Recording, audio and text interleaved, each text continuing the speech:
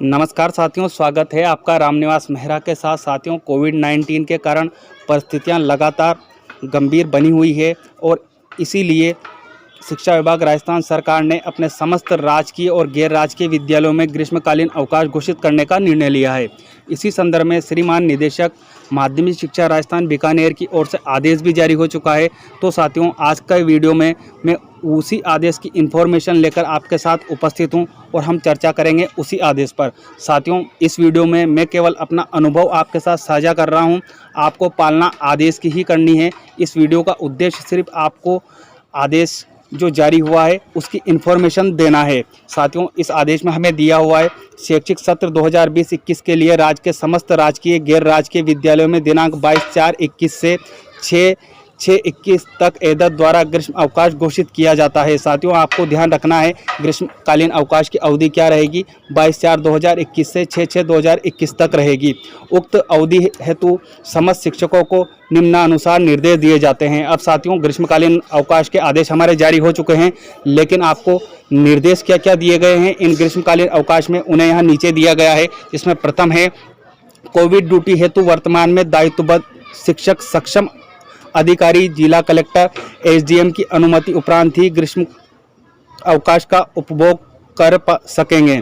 साथियों, आपको ध्यान रखना है कि यदि आपकी ड्यूटी कोविड-19 में लगी हुई है और आप ग्रीष्मकालीन अवकाश का उपभोग करना चाहते हैं तो उसके लिए आपको श्रीमान कलेक्टर या श्रीमान एसडीएम महोदय से अनुमति लेनी होगी। इसमें दूसरा बिंदु हमें दिया हुआ है, ग्रीष्म अवकाश अवधि में समस्त शिक्षक अलर्ट मोड पर रहेंगे। साथियों, इस बात को हमें ध्यान रखना है कि परिस्थितियां अगर गंभीर होती है तो आपको अलर्ट मोड पर रहना है, कभी भी आपको बुलाया जा सकता है।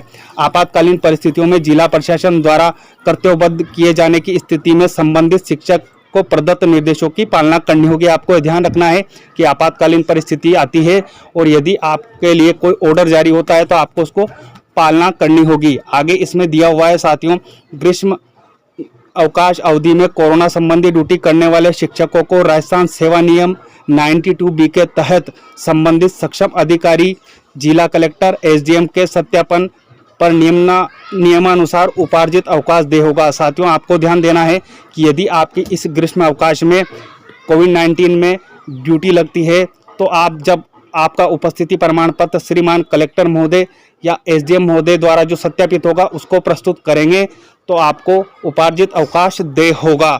आगे हमें इसमें दिया हुआ है, सभी संस्था प्रधानों को विभाग द्वारा जारी होने वाले आगामी दिशा निर्देशों के अनुरूप, साथियों आगे आने वाले समय में और दिशा निर्देश हमारा विभाग हमारे लिए जारी करेगा। तो उस संदर्भ में यह है, संबंधित कार्य हेतु शैक्षिक प्रवेश परीक्षा इत्यादि अपने स्टाफ को कोविड-19 की गाइडलाइन की पालना करते हुए बुलाने के लिए अधिकृत किया जाता है।